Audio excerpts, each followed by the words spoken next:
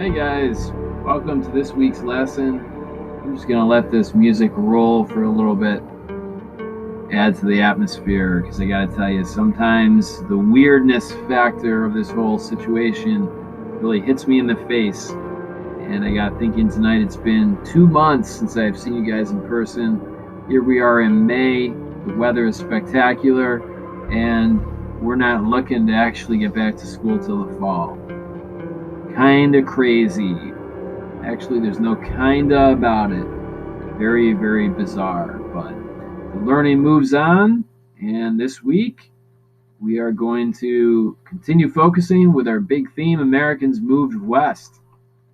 And I gotta tell you, some of you guys are gonna be happy this week to hear by popular demand, I'm gonna make the video shorter. Although I'm gonna give you two videos instead of one. One is gonna be a video that I normally play in class. I'm gonna have you guys check that one out. And then the lesson video, which I hope to keep quite a bit shorter this week. We're just going to continue on with this theme, Americans Move West. I'm going to go over some of the documents from last week's lesson. Remember, last week we looked at your new unit packet, looked at some focus questions and key concepts. And then I had you look at several documents. And so I'm going to give you a new document here just to get you warmed up. Please check this one out, answer the question, and then we will move on from there. So what's going on with this document is the U.S. population is growing. You might even say exploding between 1790 and 1820. We're talking about almost tripling in size, and the same thing from 1820 to 1860, the population is again almost tripling. So the population is growing, and this is part of what's driving Americans westward. But they're moving westward kind of in baby steps. As their technology advances, this helps them move westward. And in the beginning, the technology was pretty simple, but pretty impressive. That is a picture of the Erie Canal on the right. And I just want you to picture for a minute. You can either look at the screen, or if you've ever been to the Erie Canal yourself, the canal runs through parts of Greece. I know it runs through my hometown of Brockport.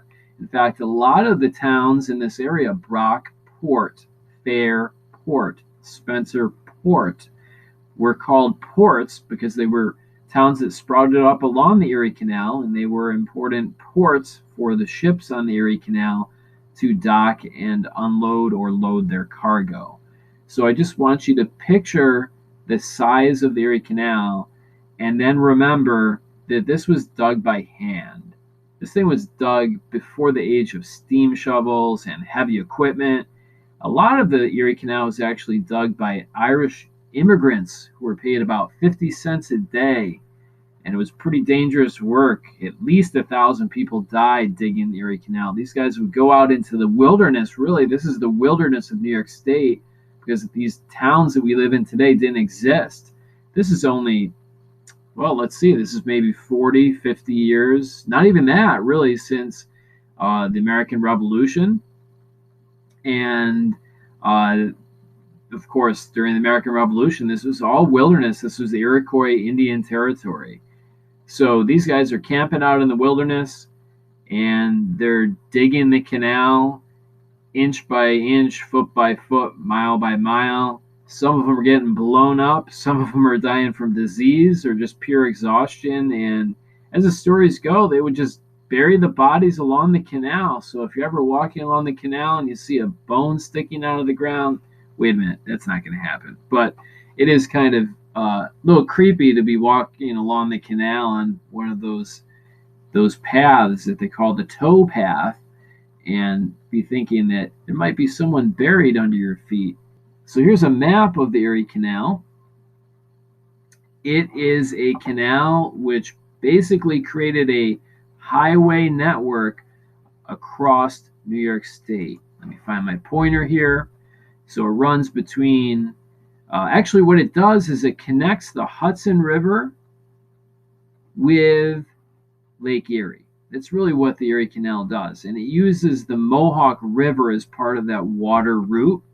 So from the Hudson River, you get onto the Mohawk River, and then from there you transfer onto here is the actual Erie Canal running right through Rochester out to Lockport, and then down into Buffalo, and from there you can get off onto Lake Erie. And you can see on the left here, you can see that these are called packet boats, these small little cargo boats that would travel along the canal. Let me see if I got another picture. Oh, I don't have another picture. I gotta use this picture. A lot of times these boats were pulled by mules. All right, so I'm not sure how many steamboats actually operated on the Erie Canal. It's possible that there were steamboats on the canal, but in the early days, for the most part, these boats were being pulled by mules who were roped. They're tied by ropes to the boats, and that's why the path along the canal is called a tow path, because it was the path that the mules would walk as they were towing the boats along the Erie Canal. All right, so what's the big deal with this? Well, we saw last week that canals were a big improvement over roads in terms of moving stuff quickly and moving stuff cheaply. If you're trying to move across a dirt road with a horse and wagon, it's slow and you can't carry a lot at once, so it's expensive. If you want to ship something, it's going to cost up to $100. $100 a ton. And when the canal came along, you just load the stuff on those line boats pulled by mules, and it just made that trip a lot quicker and a lot cheaper. So that's great, right? But the bigger importance here is what canals are doing, not just in New York State, but across the northeast part of the country. Canals are creating this sort of super highway network which connects together rivers and lakes. So if you were in New York City, you could get on the Hudson River, start traveling across the Erie Canal, get to Lake Erie, and from there hook up to another canal, and just follow my cursor and you can see how far you could get by boat. You could get to St. Louis, which is really in practically a third of the way across the country, all with never stepping foot out of your boat. So the importance of canals is they are creating a water transportation network which allows people to move westward across the country.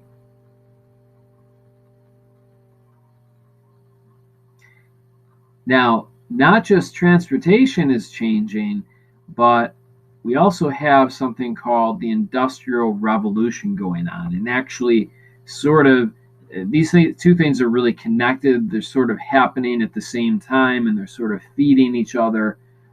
Transportation requires new inventions, and once you have the new inventions and you can make more products, then you can ship those products quicker because you have new forms of transportation. So let's look at the Industrial Revolution. This was a change in manufacturing that began in Europe, actually. Really, it began in England.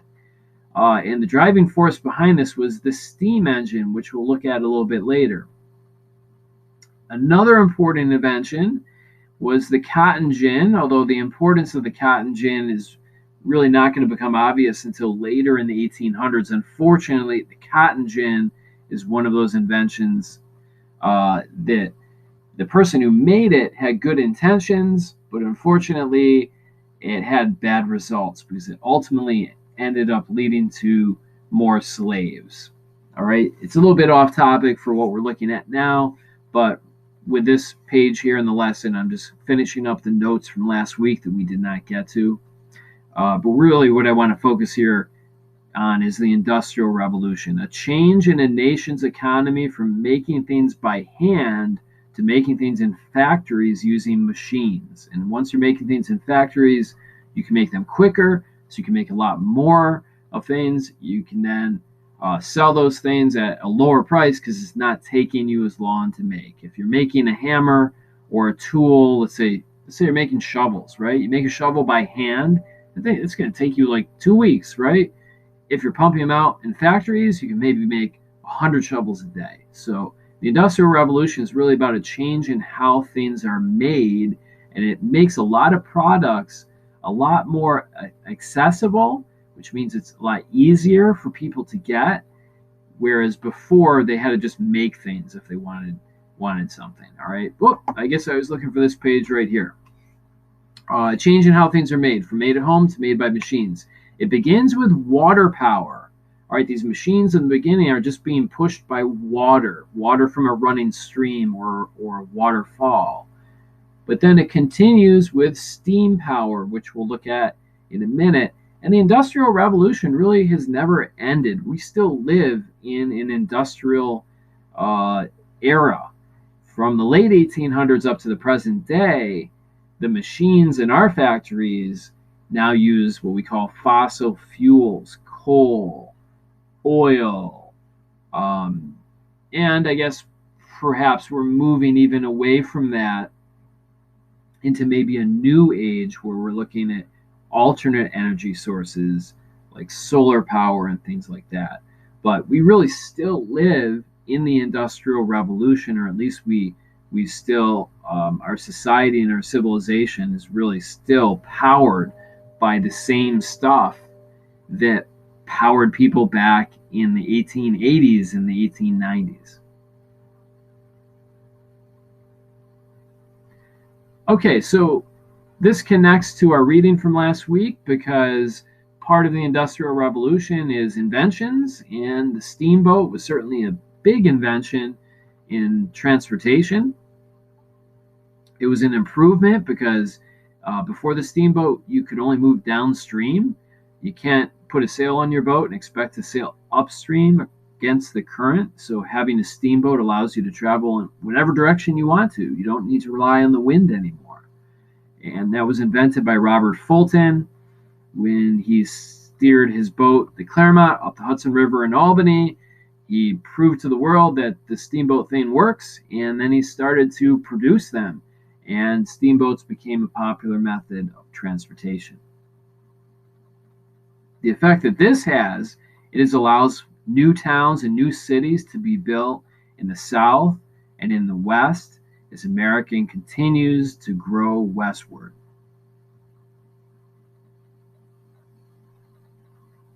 Okay, now to this document that I had you guys check out at the end of last week's lesson, a time map, 2 time maps, which show the rate of travel. In other words, how quickly you could travel, but really what the map is showing, I want to break this down for you, is it's showing how far you could get in a certain time period, starting in New York. So New York is your reference point on this map. If you traveled one day, 24 hours in 1800, you could get this far, or this far, or this far in one day. If you traveled for 1 week, starting in New York, you leave in either a wagon or a boat or whatever transportation you're using. This is how far you could get in 1 week. New York to Pennsylvania. New York to Pennsylvania. You could almost get to Rochester, but not quite because the Erie Canal didn't exist yet, and actually Rochester didn't exist in the year 1800. But on the map, anyways, you could almost get to Rochester because Rochester is right there. So 1 week from New York City to Rochester. Imagine today, that's like, what, a 6-hour drive? Or by plane, you fly down to New York City, that's, I don't know, maybe an hour.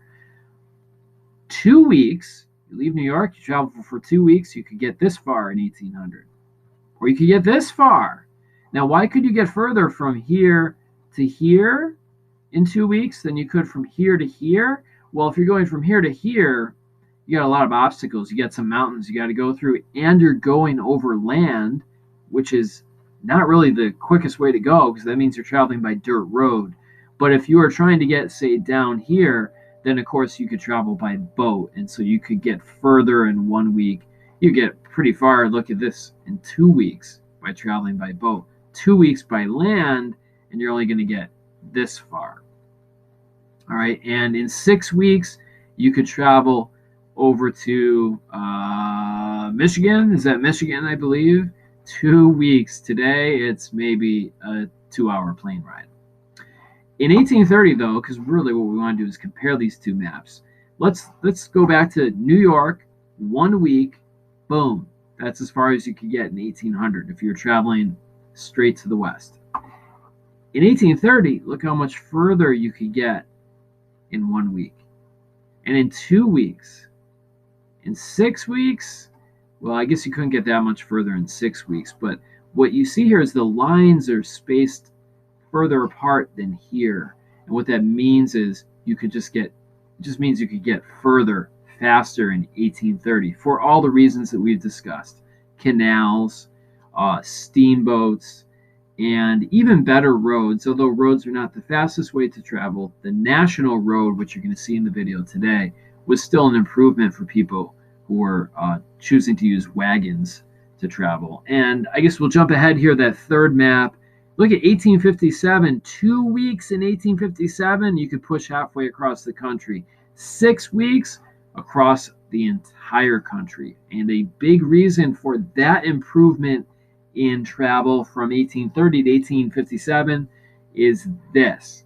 Between 1840 and 1860, the amount of railroad tracks in the United States went from 3,000 miles of railroad tracks to 30,000 miles of railroad tracks.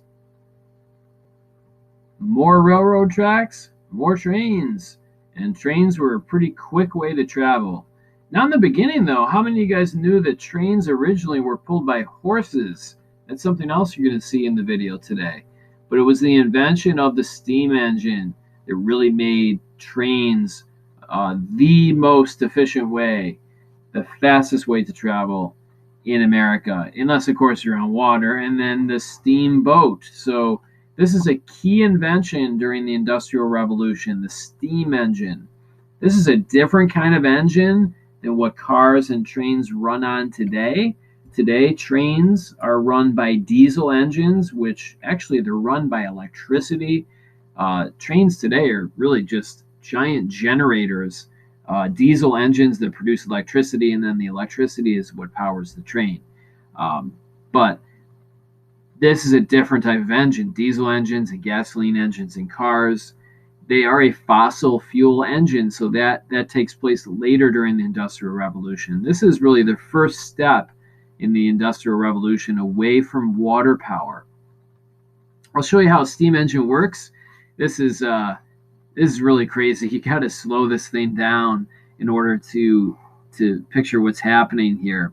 All right, so if you've ever seen a tea kettle on a stove, you boil the water, the steam comes out. There's no way to stop that steam. If you plug that tea kettle, guess what you have? A bomb. When you boil water, the steam has to go somewhere. So if you look back at this picture of a train, the old style trains, the reason why they look like a giant can on their side, because they were a giant can full of water that you heat up with a fire, creating steam, and then the steam would go into the steam engine and go through this little passage here and push the piston over to the right. I think I need a clearer pointer here. So the steam comes in here. This little valve here moves to the right, which opens up this little pipe, which pushes the steam into this chamber, and that pushes the piston to the right. When the piston moves to the right, it moves this valve to the left, which opens up this pipe here, and now the steam comes in the other way and pushes the piston back to the left, to the right, to the left, to the right, to the left, to the left. No, to the right. Why am I teaching you this? You don't need to know how a steam engine works. But it's not complicated. It's really a pretty simple engine. Unfortunately, it involves water and metal parts. So these are not going to be durable engines, and this is not going to be a long-lasting technological advance. It's sort of like a middle step getting us away from running water power towards gasoline engines, which are much more durable and much more powerful. But what it does is it allows for this sort of revolution in transportation with trains. And this map shows train tracks in the United States in the year 1870, and you'll notice this one train track which goes all the way across the country. This is called the Transcontinental Railroad. It was completed in 1869, and from 1869 forward, you could travel across the entire country by train. The steam engine was also a big improvement for factory power. Now, earlier in the video, I sort of misspoke a little bit. Our factories today are really run by electricity. Where does that electricity come from? A lot of different sources, but one of those sources is fossil fuels. Coal-fueled power plants create a lot of electricity in this country, although today we're trying to move away from that. In 2020, we're all sort of focusing on greener methods of power, solar power, water power, back to water power, really, although a different type of water power than the early 1800s.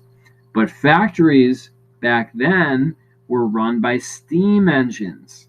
Factories that produced different goods, a variety of different goods. This is a train factory. You can see the train here. And also spinning mills, factories that produced thread and factories that produced cloth. Yes, I think some of you might remember this book. I believe this is something that you guys read in 7th grade, although I'm not sure you do anymore. Maybe this year you guys didn't get to Liddy. I can't remember, because I know that they were talking about possibly dropping this book from the curriculum. So many people thought this book was so boring, but I actually think it's cool because there is a big connection here with the Industrial Revolution. Liddy worked in a factory which produced cotton cloth, and that was part of the Industrial Revolution.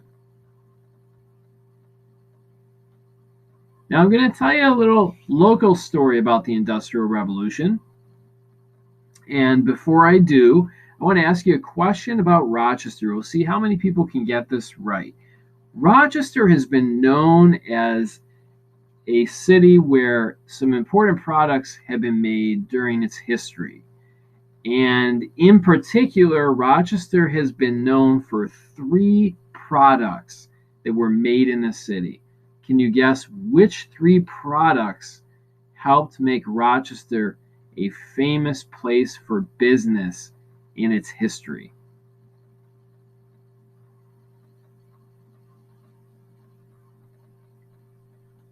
Well, the answer is flour, beer, and photography.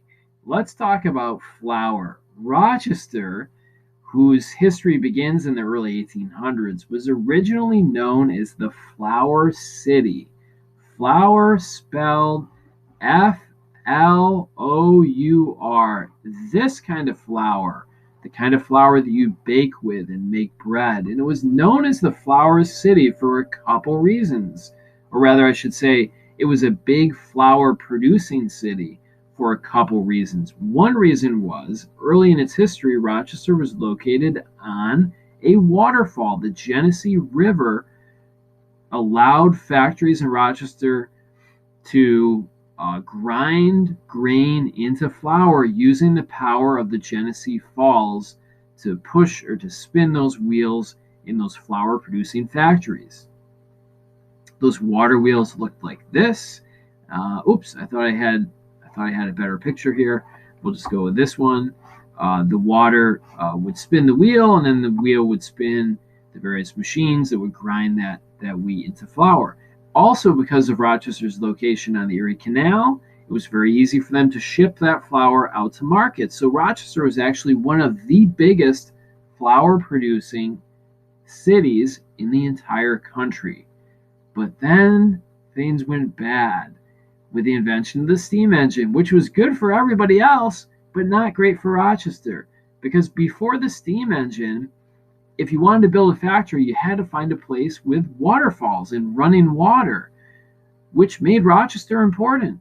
But with a steam engine, you don't need running water. You just need water. You just dig a hole in the ground and get your water and then boil it and make steam, and you've got your factory. So after the middle part of the 1800s, maybe 1840, 1850, Rochester actually sort of decreases in importance. And for a while, they experiment with making beer. Rochester becomes a big beer producing city in the late 1800s, partially because they have access to the Genesee River, which gives them water to make the beer, and also the ice from the river to keep the beer cold. But it's not until the late 1800s, early 1900s that Rochester really becomes famous with the Eastman Kodak Company, a company that produced cameras and photographic paper. This is before the digital age, so this is back when photographs actually had to be processed on a special chemically treated paper. I'm sure that many of you have heard of Kodak Company. Kodak is really what made Rochester a large city and an important place in the 1900s until eventually Eastman Kodak Company sort of fell by the wayside, and eventually that kind of photography got replaced by digital photography. So Rochester, famous for its flour, its beer, its photography, but later in the 1900s had a resurgence and was renamed the Flower City, Flower.